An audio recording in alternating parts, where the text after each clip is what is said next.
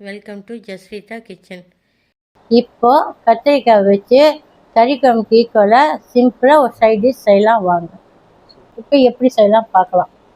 அடுப்பில் குக்கர் வச்சு ஒரு 3 ஸ்பூன் எண்ணெய் விட்டு, எண்ணெய் காஞ்சதும் கடுகு உளுந்து ஒரு ஸ்பூன் போட்டு, கடுகு பொரிஞ்சதும் வெங்காயம் பூண்டு போட்டு பொன்னிறமாக வரட்டும்.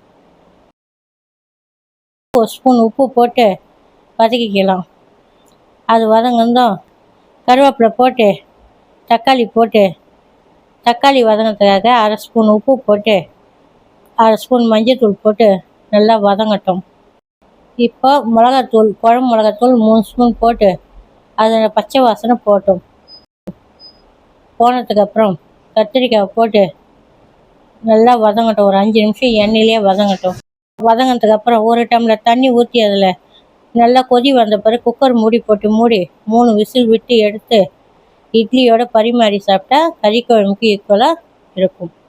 சுவையான கத்திரிக்காய் குருமா ரெடி. உங்களுக்கு எங்கள் பார்த்து தந்துட்டு பிடிச்சிருக்கோன்னு நினைக்கிறேன். சப்ஸ்கிரைப் பண்ணிட்டு பெல் பட்டனை ப்ரெஸ் பண்ணுங்கள்.